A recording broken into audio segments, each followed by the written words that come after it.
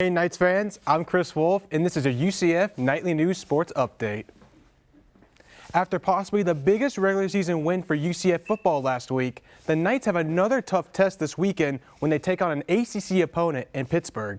Nightly News reporter Eddie Messo has more, previewing tomorrow's game. Although UCF crushed Pitt in last year's 45-14 win, this year could be a little different in Pittsburgh. UCF's defense is led by key players like Aaron Robinson, who will look to continue their dominance and force more turnovers in this game. Take the ball, so that's a pretty good goal, pretty big goal for us every week going into a different game. This fearless UCF Knights football team, who plays in Spectrum Stadium right behind me, has even won some respect from some UCF haters like Kirk Herbstreit, and athletic director Danny White has taken notice. Herbstreit said on an ESPN podcast that the Knights need to be taken seriously, as well as tweeting he has seen the light. Danny White responded thanking Herbstreit and saying he's proud of the team. Tight end Jake Heshik says the Knights just have to stick to the game plan.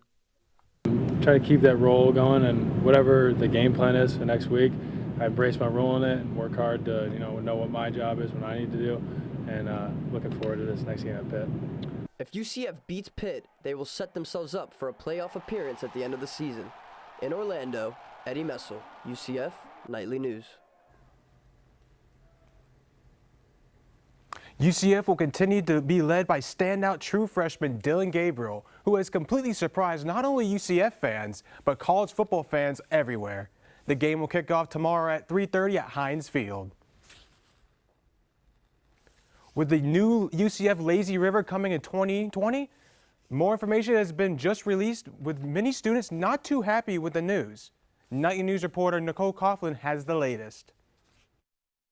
The new UCF Cove Gating experience is officially set to open in 2020. When students got this news, they were ecstatic.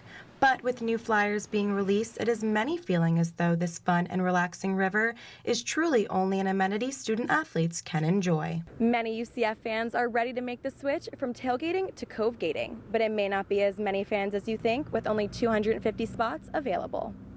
If you would like to be one of those 250 participants, the annual membership comes in at $2,500.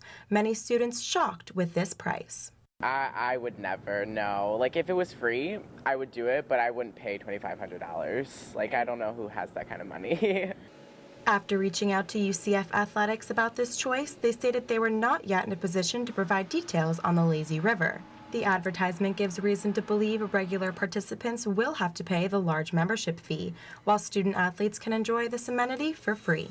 I definitely think we'd get some really good use. I don't know much of the details about it, but I could definitely go and float on the Lazy River right now, so if that was here, I would definitely get a lot of use out of it. If cove gating seems like your kind of tailgating, be sure to secure one of the limited spots before they're gone. In Orlando, Nicole Coughlin, UCF Nightly News. The newly named McNamara Cove is set to open for the 2020 football season. That's it for sports. Now let's toss it back to Milan and Jayla at the desk. I'm so excited. UCF's women's soccer women continue to stay hot. The Knights played on the road yesterday in California, battle Long Beach State. UCF came out with a 2-1 win after goals from Zandy Sore and Ellie Marino. The game was tied up until Marino put the game away in the 89th minute. The women will be back on the pitch in California this Sunday as they get set to take on UC Irvine at 2:30 p.m. The 15th ranked men's soccer team was also on the road this week, staying in Florida, to take on the 18th ranked Florida Gulf Coast. The Knights improved their record to 4-1-1, beating the Eagles 4-1. The men, led by standout senior forward Hal Jennings, has scored all six games for the Knights. The men's team will be back on the road Sunday as they travel to South Carolina to take on the Gamecocks at 6 p.m. UCF volleyball plays in the Sunshine State Classic this weekend at the venue at UCF tonight. They face Florida Gulf Coast at 7 p.m. tomorrow. The team plays Miami at 11 a.m. and Florida Atlantic at 7 p.m. The Knights are looking to bounce back after dropping games to Marquette and Illinois State last weekend in the Redbird Classic. That's all the time we have for sports. Now back to Milan and Jail at the desk.